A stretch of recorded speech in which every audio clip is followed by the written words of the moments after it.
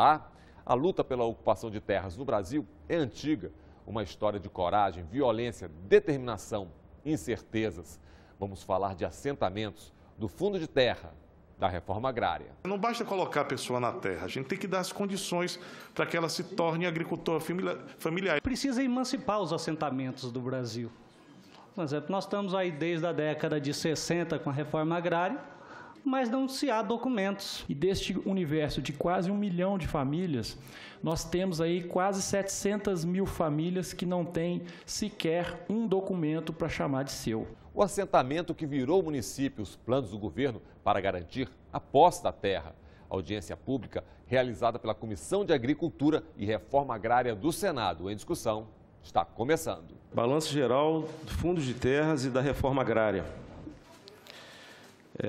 A política do Programa Nacional de Crédito Fundiário teve início em 1999, já são 16 anos de implementação dessa política. Hoje são 21 estados contemplados, 2.300 municípios, 3 milhões de hectares, atendendo a 140.819 famílias, num processo de assentamento que nós consideramos um processo de assentamento dirigido e acompanhado pelas famílias.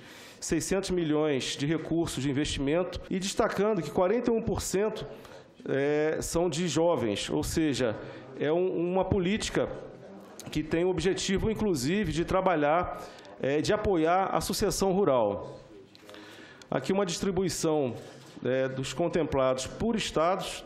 A gente destaca o estado do Rio Grande do Sul, que é o maior em termos de beneficiários, na sequência Santa Catarina, mas, na verdade, essa distribuição se dá em função realmente da organização do Estado em buscar e apoiar a implementação dessa política. A área média contemplada é em torno de 10 hectares. A taxa de juros ela vem decaindo ao longo dos anos, em função de estar viabilizando o pagamento desses produtores que estão iniciando as suas atividades nessa propriedade menor, chegando aqui a 0,5%, na modalidade de combate à pobreza e 1% ao ano na modalidade Nossa Primeira Terra. Deixando claro que esse valor ele é reembolsado para os cofres do Tesouro, para o fundo, são 20 anos para pagamento, com 3 anos de carência. Algumas questões com relação à infraestrutura atual para aqueles assentamentos.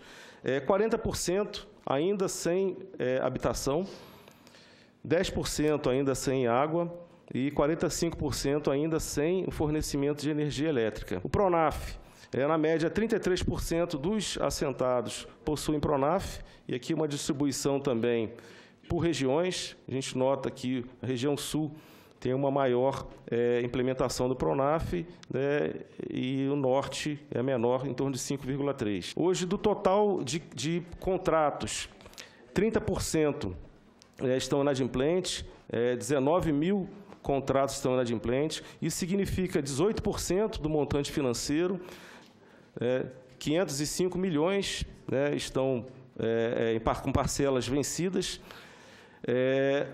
Também aqui mostrando aquilo que eu já reforcei. Essa contribuição da inadimplência se deve realmente à forma com que foi iniciado esse programa em 99, e a gente demonstra aqui que o formato que é implementado hoje, a taxa de inadimplência está chegando aqui em torno de 10%. A gente nota aqui que a região do Mato Grosso ela tem uma inadimplência alta quando se verifica aqui o número de famílias por município. Fatores que impactam na inadimplência, os fatores climáticos, e aqui a gente destaca o Nordeste.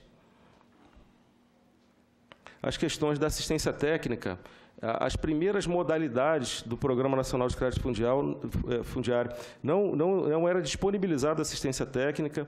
Então, hoje ainda, 78% das famílias não têm assistência técnica disponibilizada.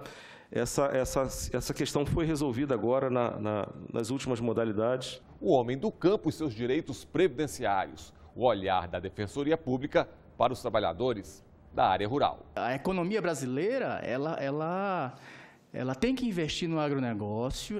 O agronegócio oferece riqueza, né, traz renda, mas não pode deixar de cuidar o agricultor familiar, né? E, de modo específico, coletar a experiência que se tem no Rio Grande do Sul, no Paraná e Santa Catarina, que é justamente essa questão da cooperativa, essa questão da fixação do trabalhador, das famílias no campo. O fundo, hoje, em 424,9 milhões, o fundo de terra, destacando que desde 2013 não há aportes do governo federal para esse fundo, né? E em 2015 nós fechamos aqui um retorno, né, de 193 milhões. Ou seja, nós consideramos que o programa já é sustentável, já é autossuficiente em função do próprio retorno do pagamento do financiamento por parte dos agricultores. É preciso ter uma articulação maior entre os organismos. 424 milhões do Fundo de Terras, eu acredito que aparentemente possa ser um valor expressivo, mas esse valor acho que poderia ser aumentado. É bem verdade que estamos passando por uma situação de muita contenção de natureza financeira, mas no primeiro momento em que nós retomarmos o crescimento desse grande país, desse celeiro agrícola que é o Brasil, nós precisamos cuidar melhor da agricultura familiar. E ela é justamente a razão, a interlocução com os mercados, com as cidades, com os centros. Olhamos também a situação, por exemplo, onde se investiu bastante, que é na Europa. O pequeno produtor tem um queijo específico e consegue exportar para todo mundo. Quando a gente cria uma cooperativa, eu presenciei a força que tem as cooperativas no Rio Grande do Sul, e eu me recordo que existia um poder de fiscalização muito grande. E isso é muito importante, é muito interessante. Então, fica a nossa sugestão também, não somente de reaparelhar, de reformular, no primeiro momento, aportarmos mais recursos no Fundo de Terras, de forma a fixar melhor e fiscalizar melhor esses recursos. O Ministério da Fazenda, nesse caso específico do Fundo de Terras, tem duas atribuições. Uma é com relação à definição do volume de recursos eventualmente necessário para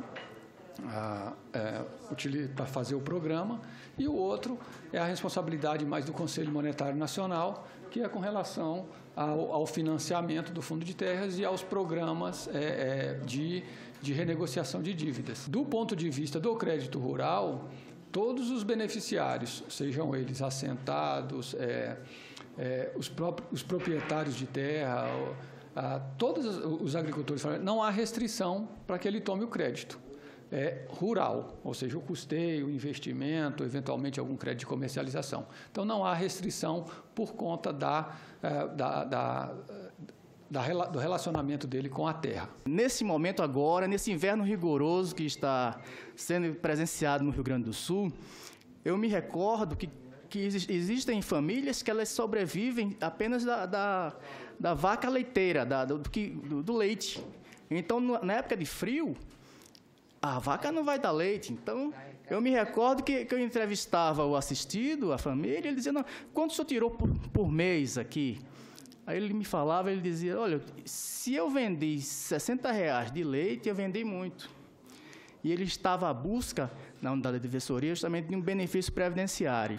Então, a gente não pode também esquecer desses benefícios previdenciários que também resultam em melhoria da economia local. Então, o benefício da aposentadoria rural, aquele benefício de aposentadoria e invalidez para a atividade rural, esses são instrumentos também específicos. Nós não podemos também focar só nos fundos, porque, na verdade, o fundo ele tem que ser um fator acessório. Ele não pode ser um meio, um instrumento de uma verdadeira revolução na agricultura familiar. Então, assim, a nossa proposta de encaminhamento é justamente essa, a de reforçar o caixa do fundo e, especialmente, pedir aos senadores para terem um olhar especial para os pleitos da Defensoria Pública, de forma a ser reestruturada. Burocracia e inadimplência, renegociação de dívidas. O que está mudando no Programa Nacional de Crédito Fundiário? Acompanhe. Medidas de aprimoramento do Programa Nacional de Crédito Fundiário. Então, aqui as novas condições de financiamento para novos contratos, né, de acordo com a resolução de 2013. Ou seja, todos os projetos novos, eles têm assistência técnica, pelo menos durante os primeiros 5 anos, além do pré-projeto do Pronaf-A. Antes de ser disponibilizado o recurso, já é feito um estudo pela área técnica que vai estar acompanhando aqueles agricultores, de modo que já seja implementada a assistência técnica. Medidas para renegociação das dívidas, chamada pública de ATER, assistência técnica, principalmente para aqueles inadimplentes, novos parâmetros de sustentabilidade. Quando chega a inadimplência, quando a adimplência abaixo dos 95%, é paralisado o programa naquele estado. Aqui a questão, as medidas para renegociação das dívidas, dos 19 mil contratos, 4.446 já estão sendo trabalhados agora até o final de 2016, a partir da resolução 4.450 de 2015. 12.357 ainda não existe um instrumento para apoiar a renegociação das dívidas. Eu vi ali no gráfico que tem cerca de 50%, ministro, de inadimplência. E essa inadimplência, como eu passei para o senhor na visita, ela se deve principalmente não à falta de vontade de pagar das pessoas, mas a forma como foi concebido, porque foi concebido esse empréstimo no CNPJ das associações, e aí quando chegou o momento de pagar, se 90% das pessoas fossem pagar, não conseguia pagar porque o banco só recebia do CNPJ, da totalidade, ou paga tudo ou não recebo de ninguém. Então, a individualização, ela tem que ser feita porque alguns abandonaram, outros morreram, e aí fica a associação impossibilitada de fazer o pagamento. O que aconteceu? O Banco do Brasil, que herdou essa carteira, é uma instituição financeira e ela não quer saber, ele quer receber. Então, quem não está conseguindo pagar, o banco já ia começar a execução dessas terras. Foi dado um prazo para essa regularização, mas as pessoas tentaram se regularizar, mas quando chegaram para regularizar, senador Moca, veja o contraditório. Na concepção do programa, havia algumas condições que a pessoa tinha que preencher. E aí, o que aconteceu? Nesses 20 anos do projeto, essas pessoas evoluíram. Ou conseguiu uma caminhonetinha, ou progrediram na vida. Quando chegou agora a hora de regularizar, disseram, olha, você não se enquadra mais. Aí criou um nó. Não consegue regularizar. Então, esse é um desafio que temos a avançar. Nós tivemos a oportunidade, uma vez, de discutir essa questão do assentamento no estado da Bahia, e a gente viu que para a pessoa, para um cidadão sair de assentado e chegar a agricultor familiar, né, ele passa por pelo menos 20 passos. Então, eu acho que há uma burocracia nesse processo aí, onde a gente precisa melhorar esse processo burocrático. Então, quando a gente fala que só teve acesso ao Pronaf-A 33%, secretário Zé Ricardo, a gente começa a perceber que a gente perdeu a eficiência. Quer dizer, não basta colocar a pessoa na terra, a gente tem que dar as condições para que ela se torne agricultor familiar. Ele tem que ter acesso ao crédito, tem que ter acesso ao apoio tecnológico, o apoio técnico, tem que ter dinheiro para comprar as sementes. Outra questão que é muito importante, ministro, a dispensa das certidões negativas para renegociação, certo? Já que a gente não está falando de empréstimos novos, senadora Ana Amélia, você solicitar, obrigar a pessoa a ter essas certidões para você fazer uma renegociação, ministro, é algo que o senhor poderia nos ajudar. A outra questão também, na tentativa de ampliar a participação para que mais agricultores possam fazer a renegociação que esse teto de até 200 mil que foi colocado, ele permaneça, mas também que seja extensivo a qualquer agricultor no país que queira, pelo menos dentro desses 200 mil, fazer já o início da sua renegociação. Não dá para simplesmente, daqui para frente, dar só o lote, vou chamar de lote, né? Tem que estar junto com isso, né? Imbuído nessa fonte de financiamento, né? A casa, a água e a energia elétrica, porque sem isso não tem como você deixar uma família, um produtor, porque ele não tem essas condições. E aí, no mesmo grau de importância, a extensão rural. Porque a extensão rural é fundamental, porque com essa coisa de crédito, os técnicos chamam atenção para isso. Os técnicos, os chamados extensionistas, eles ficaram muito sobrecarregados, porque, na verdade, esse pequeno produtor não dá conta de preencher a burocracia para ter acesso a esse crédito rural do Pronaf. Então, nós temos um técnico que ao invés de estar ali orientando de forma operacional no campo, ele está virando um burocrata daquela propriedade. A terra, a reforma agrária, o assentamento e, por fim, a cidade propriamente dita. A experiência de quem já passou por tudo isso. Sou representante da Comissão de Regularização Fundiária do município de Itanhangá, Mato Grosso, um dos maiores assentamentos de reforma agrária do Brasil e do mundo, onde saiu a desapropriação em 1995. E aí a gente iniciou um trabalho lá. Eu sou um dos assentados, dos primeiros assentados do município. Precisa emancipar os assentamentos do Brasil. Por exemplo, nós estamos aí desde a década de 60 com a reforma agrária, mas não se há documentos. Em 1997, nós iniciamos a primeira casa, a primeira construção para se fazer um núcleo comunitário que hoje transformou em município. No ano 2000, nós conseguimos fazer a emancipação política, transformar daquilo de 97, de uma vila no meio do mato, nós transformamos e emancipamos. Mas nós não conseguimos ter a administração política, na qual iniciou no ano de 2005. Então, elegeu o primeiro prefeito em 2000 e em 2005 ele passou a ser o prefeito do município. Uma das únicas cidades criadas dentro do próprio assentamento de reforma agrária.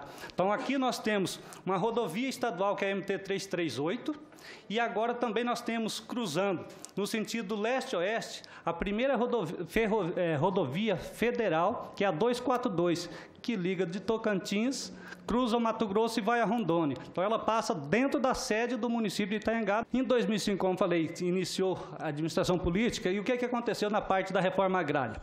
Os títulos já estavam prontos dos 1.149 lotes para ser entregue a todas as pessoas assentadas. O INCRA foi lá e apenas anunciou que ia entregar daí 495 e não entregou os 495 títulos. Isso já 10 anos após a distribuição dos lotes. E aí não regularizou nada. Então ficou o restante pendentes, não tem homologação e nem vistorias feitas pelo INCRA mais homologadas daí a partir disso. Hoje a gente vai cobrar aqui de vocês um pouco isso, que a gente dê procedimento em realmente resolver os problemas e não aumentar os problemas. Foi feito um decreto de regulamentação, mas esse decreto ainda é falho. Por que eu digo que é falho? Só diz o que nós, assentados, temos que cumprir, mas o governo não cumpre a parte dele. Por quê? Porque ele só diz, ó, fulano tem que fazer isso, isso e isso. Mas e quando que eu vou ter o direito de o INCRA realmente me assentar e me dar o documento para garantir que eu entre numa empresa para poder pegar um financiamento, que eu chegue no Banco do Brasil e tenha crédito para mim poder fazer o financiamento e fazer produzir. Se faz muita lei, mas não se cumpre. Então nós precisamos, acho que, tornar prático, tirar do papel o que é lei e resolver os problemas. Titular as pessoas, dar documento, dar a emancipação, como nós lá já emancipados politicamente, que o governo emancipe o assentamento no município de Itanhangá para que nós possamos produzir, ser livres e ter paz. Quem casa, quer casa. Quem trabalha na terra, quer a posse dela. Veja, porque muitas vezes isso não acontece. E a atuação do INCRA? Que é uma preocupação nossa no Brasil inteiro, da pequena agricultura em todos os sentidos. Mato Grosso, por exemplo, tem ocorrido uma verdadeira favelização do campo, devido a vários problemas a insegurança jurídica que nós temos no campo. Eu estive na região de Mundo Novo, Peixoto de Azevedo, e fui abordado por vários proprietários preocupados com essa questão da regularização fundiária. A orientação do presidente Michel, senadora Ana Amélia, é de que nós titulemos o máximo possível dos nossos hoje pretendentes à titulação, porque a titulação para o proprietário rural, para o trabalhador rural, para aquele que faz a vida no campo, a titulação é um instrumento primeiro para que ele possa ser um agente ativo na vida econômica, porque o banco, a primeira pergunta que faz é se ele tem o título ou não tem. E essa mentalidade de que ele sempre tem que ser pequeno é uma coisa errada. Você tem que estimulá-lo a crescer, com o título se tornar um produtor independente, até para que o Estado possa ajudar outros produtores com mais carentes. O INCRA vive uma situação lamentável. É lamentável. E não é culpa lá do servidor. É que o INCRA hoje tem uma estrutura grande, né? Mas que o pessoal tem dinheiro para pagar a manutenção do servidor e não tem dinheiro para mais nada. Então, você tem uma estrutura grande, pesada, que tem um custo, mas que praticamente fazendo 20%, né, do que realmente poderiam fazer. O INCRA tem que mudar a forma de agir. Ele tem que dar ao assentado as condições de se manter. O Pará aparece no mapa de desmatamento, sempre aparece lá, aumento de desmatamento no Pará. Se nós formos ver, a área onde ocorre o maior desmatamento é exatamente nos assentamentos do INCRA, porque o assentado, a primeira coisa que ele faz para poder sustentar a sua família é derrubar a floresta. Porque ele derruba a floresta, ele vende legalmente, ele vende aquela madeira. Então, o desmatamento começa lá. Lá é que eles fazem esses assentamentos, fazem o desmatamento.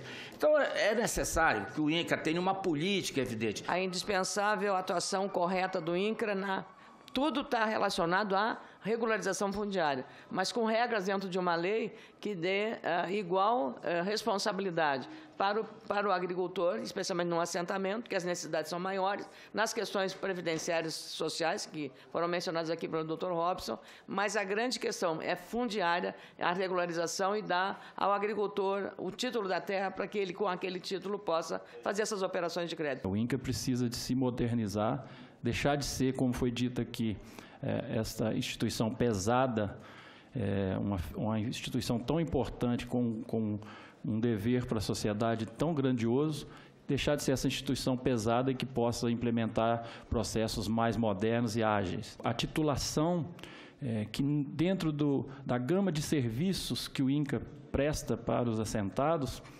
no histórico de execução da política, tem realmente sido colocado em segundo plano. O INCRA representa quase 1 milhão de assentados, né? Nós temos no país quase 1 milhão de assentados, distribuídos em mais de 10 mil assentamentos no país, em 30 superintendências, que é a área de gestão da instituição. E deste universo de quase 1 milhão de famílias, nós temos aí quase 700 mil famílias que não têm sequer um documento para chamar de seu. Um único papel, e aí eu não estou me referindo exclusivamente ao título. Então, a diretriz inicial de reestruturação dessa política é começar a arrumar a casa, a buscar a solução naquilo que já existe hoje em termos de número de famílias e de pessoas que dependem desse tipo de documento. O INCRA há quase 4 anos não titula de forma expressiva, ou praticamente não titulou nos últimos 4 anos, né, quase título algum, eu estou falando zero. A filosofia do presidente Michel é de independizar as pessoas, não há nenhum interesse de manter uma submissão em decorrência da titulação ou falta de titulação. Nós queremos fazer com que todos, como bem disse o senador Moca, possam pensar em dar passos adiante, a um outro momento, a um outro estágio. Na medida que a gente estimula a titulação, tem que trabalhar também com a estimulação do crédito. Se possível, A nossa pretensão é entregar não só o título, entregar uma cesta para ele em que um dos itens é o título, mas também a possibilidade dele de pronto contar com um financiamento imediatamente para poder então iniciar ou estender as suas atividades. A maioria já trabalha com as dificuldades que a falta de titulação impõe. Hoje a legislação determina que se a pessoa estiver há 30 anos no lote e receber o título hoje, ainda tem que esperar mais 10 anos, né? Então há na casa uma proposta legislativa encaminhada pela Secretaria em parceria com o INCRA para que isso volte a contar da emissão, então são toda um arcabouço de estudos que estão sendo feitos nesses 2 meses para realmente a gente conseguir emancipar essas famílias. Essa é a nova diretriz da política. E o Em Discussão fica por aqui. Você também pode acessar o programa pela internet, senado.leg.br/TV. Participe, mande sua mensagem. Obrigado pela companhia e até o nosso próximo Em Discussão.